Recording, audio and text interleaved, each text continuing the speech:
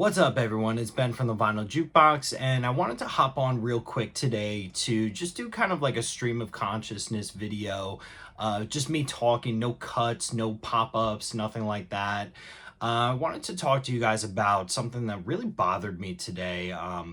And it's been bothering me over the past few years regarding concert tickets, ticket prices, the way that ticket sales are done nowadays, festivals, kind of all that stuff. So I'm going to be bouncing around to a few different topics. So sorry if this video kind of goes in all different directions.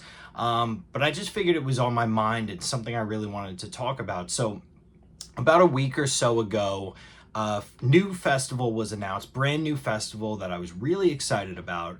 The CBGB Festival was coming back to New York. Now, the reason why I say coming back is because they actually did a CBGB's festival a little over 10 years ago. I think they did 2 or 3 of them, but they were free festivals, and I attended one of them, and one of them took place in Times Square, and it was one of the best experiences for me. I think I was still in high school at the time.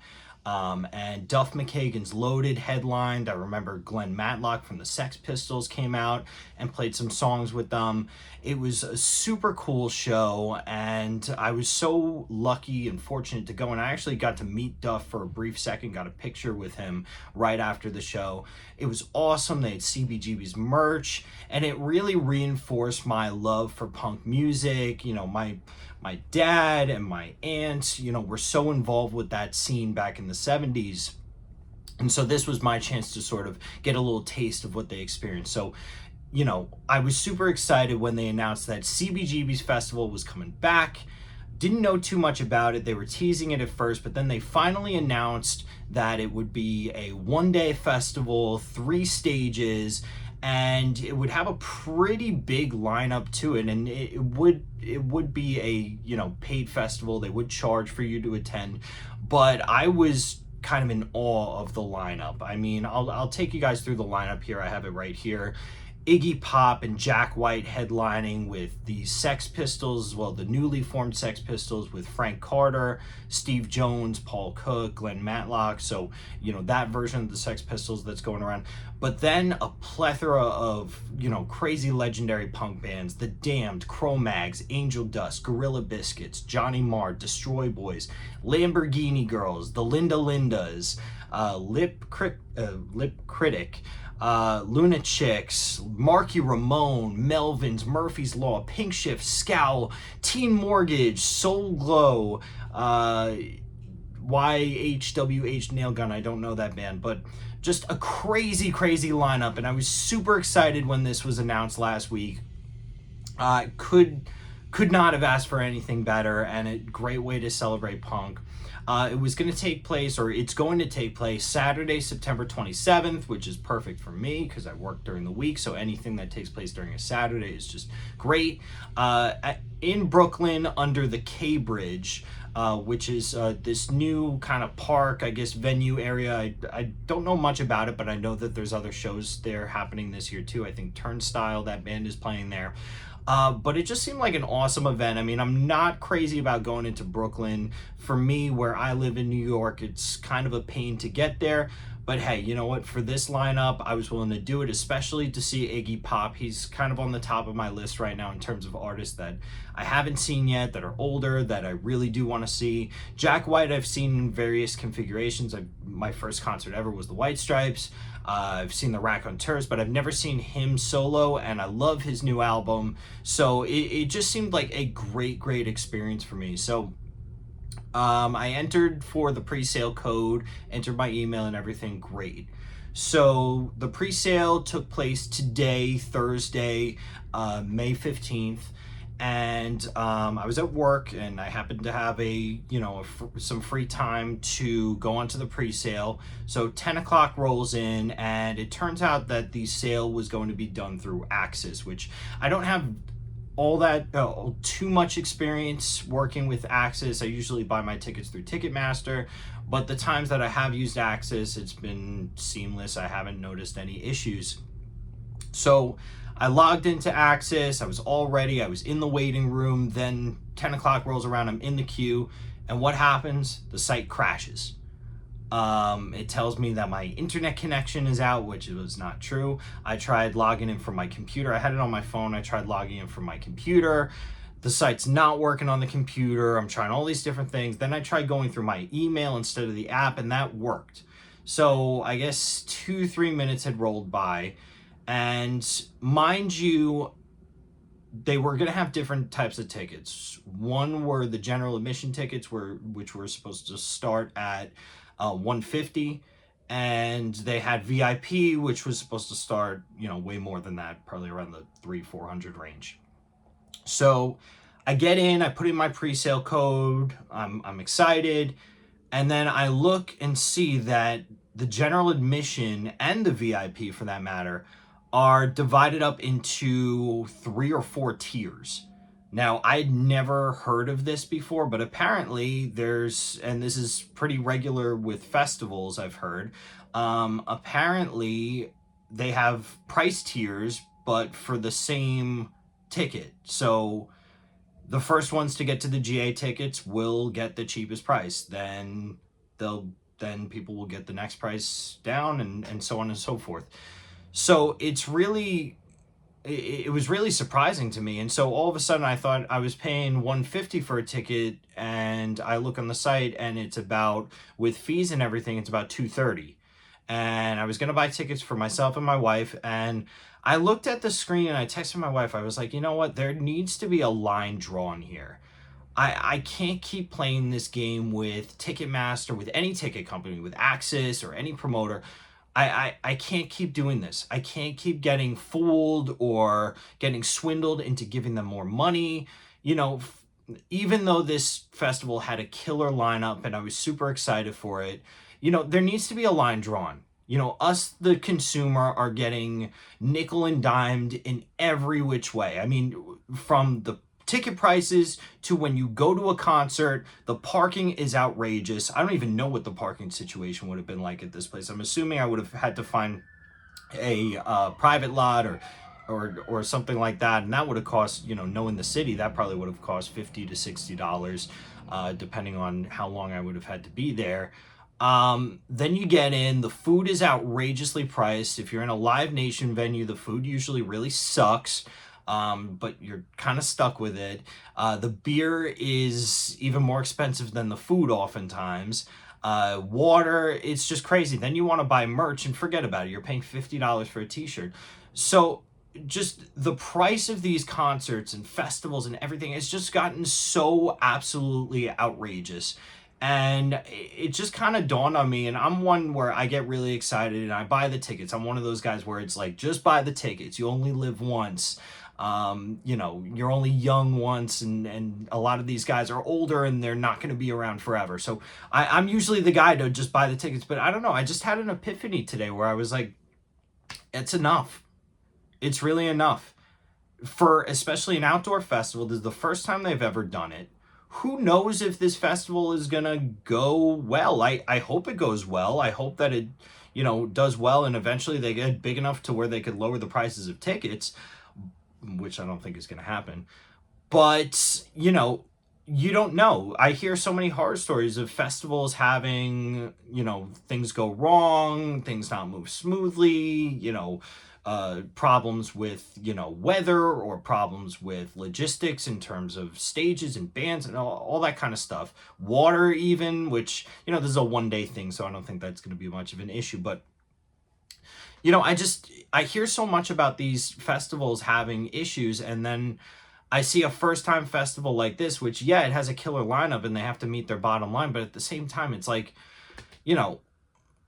enough is enough. I can't do this anymore. And it just got me thinking about the shows that I'm going to this summer and the shows that I was thinking of going to. I mean, I don't know what's going on out there. There's a lot of sirens. Anyways, I'm going to see Neil Young this summer, and I was really excited, and that was definitely over $100 at Jones Beach to get the tickets. But it started making me think, I want to see Neil Young, but like, he's really something for charging that much to sit all the way up top to see him at Jones Beach, where the weather could be bad, the sound is usually good at Jones Beach, but you never know. You could get a very windy day. Um, Sorry about the sirens, guys. I don't know what is going on out there today. Um, but um, but yeah, you're dealing with the elements, you're dealing with all that stuff, and to be honest, as I was kind of alluding to earlier, the concert experience, I'm sure other people have felt this way. The concert experience has not been as good lately, I feel, either, especially when you're dealing with these Live Nation venues. I was just at the Freedom Mortgage Pavilion to see the MMRBQ. Alice in Chains was supposed to headline, but the drummer, something happened with the drummer. 3 Days Grace ended up headlining. Bush stepped in. It was an awesome show. I had a great time. But, these Live Nation venues, the way that they run things, their employees, I've found, are not particularly friendly. They're very cold. The restroom situation is usually disgusting at these venues. A lot of the time, these venues are very much in need of repair. The way that they treat people in terms of security checks tends to be iffy at times. I remember last year, my father, who's in his 60s, he carries around, different pills that he needs with him, and they were giving him a very hard time about that, which none of them were anything bad, anything that anybody would want to abuse in a venue, but these people just giving him a hard time about it. He's a 60, blank year old man, and they're giving him a hard time about his medicine, and I'm sure other people have dealt with that too. So it's not very fan friendly. They used to offer ticket upgrades in these venues. Now the venues are half sold out, and they don't even want to move people up to at least make the venue look filled out. So we're dealing with that. In addition, the food prices are outrageous. Like I said, I got a burger at this venue. It was cold, and it had been sitting under their heat lamp, supposedly. It's just, I found that I go to these festivals or these shows, and the bands are great, and that makes up for it, but just the general experience has greatly diminished, but yet the prices of tickets have gone up. And this was just a clear example of that, to where, to be honest, without Jack White on this bill, they would not be able to justify that ticket price. I mean, Jack White charges a lot for his own shows, but to be honest, most, if not all, of these bands are not original members. They're older. They're playing in very, very small clubs, if that. Iggy Pop's up there. I'm not sure the type of business that he commands. He hasn't toured in a while, but he's playing theaters. I'm not sure what his ticket prices are. Hopefully I'll get to see him again, though. It's very disappointing that I'm not going to get to see him at this festival. But, like I said, I've just hit a bottom line to where I need to start really thinking hard about the concerts I'm going to. I find that the best experiences I have are small venues, theaters, clubs, that are, under $100 to get in.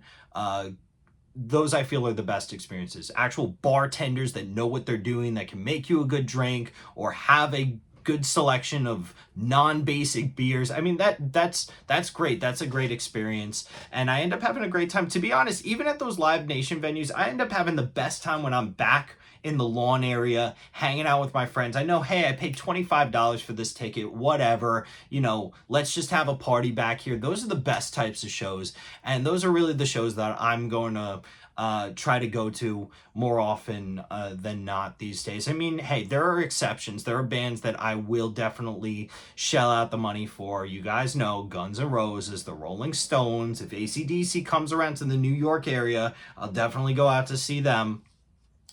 But I'm going to be very picky from now on in terms of the shows that I go to, because this just really opened my eyes to just the greed and, just I thought it was ridiculous that the website crashed like that. And who got those bottom tier tickets? Who got those? Did scalpers get them? Did fans get them? I hope fans got them. And to be honest, I'll tell you guys another thing. During the pre-sale, they also mentioned, or during the not pre-sale. When they announced the show, they also mentioned cheaper tickets for younger people. I had heard a rumor that there would be cheaper tickets also for the first few people that that purchased. I didn't see any option for that when I logged on. So I don't know what happened to that, and hopefully they make it right. I don't know how they could. I was gonna wait for the general on sale to see if I could snag a couple of $150 tickets, but to be honest, this experience kind of turned me off, and I don't think that I'm going to.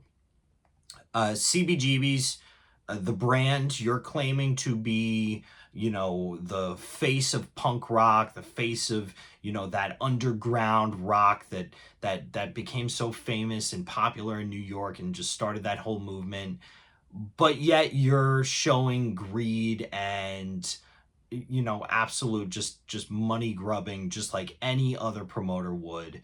And it's disgusting, and it's a disgrace to that name. I wish they didn't use that CBGB's name. I feel like they're abusing it to sell tickets. They're saying, oh, we're gonna have CBGB's artifacts at this festival. What are you gonna show? The toilet from the disgusting bathroom in CBGB's? Really, guys, are you gonna have dog shit all over the festival ground, just like CBGB's had dog shit all over the floor? I mean, come on, guys. Like, you want to make it an authentic experience? That would definitely be authentic. If you would like to see a glimpse of what CBGB's looked like, go to the Bowery. Go to the site of CBGB's. It's now a John Varvatos store, very high-end clothing store. Really nice clothing, but a little out of my price range. But they do a nice tribute to CBGB's. They have sections of the walls where it's still graffitied. They have pictures all over the place. I believe the old bar is now the cash register area. So you could get a feel for what the venue's like, and they really pay nice tribute to the venue. And I think that's a far better tribute than this festival will be. Do what you like. I'm not going to be one to tell people what to do with their money. And if this is for you and you want to drop all that cash, go ahead. Great. Have fun. Support rock music, support live music, support these artists. Because I'm sure, aside from Iggy Pop, Jackwhite, and the Sex Pistols, I think all those other artists on that bill could definitely use your support for sure. Buy their merch. Definitely, because I don't think anybody's making as much money as those three headliners are, not even close to that much money. But definitely support them if you want to, if that's your thing. I know I'm probably going to get comments every which way for this video, but I just wanted to speak my mind because it's something that's really been bothering me, this ticket pricing thing. I'm really trying to focus, like I said, on small venues, under $100 tickets, things that I could really enjoy and have fun with. Trying my best to avoid Live Nation venues because you walk in, it's just so fake, so plastic. You walk in, it's the same cookie cutter menu, the people in the red shirts. It just looks so robotic, so programmed, and I'm sick of it. And I really wish that Live Nation did not buy up all these venues, especially Irving Plaza in the city, and I'm sure there's other small theaters that they bought up too, but that's another story. So yeah, guys, I just want to get on here, like I said, and just speak my mind a little bit. It's been on my mind all day, and I figured since it was fresh, might as well get it on video for you guys. And let me know in the comments below, did you plan on going to this CBGB's festival? Did you buy tickets? What was your experience like? What did you think about it? And just in general, what do you think about ticket pricing, about concerts? Has the pricing or the experience affected or impacted your ticket buying or your willingness to go to shows recently? I'm sure it has for me, but let me know in the comments below. I'd love to have that conversation. And like as always, guys, please be sure to leave a like and a comment below this video. Subscribe to my channel, turn on notifications, all that good stuff. Thanks for watching, everybody, and I'll see you next time.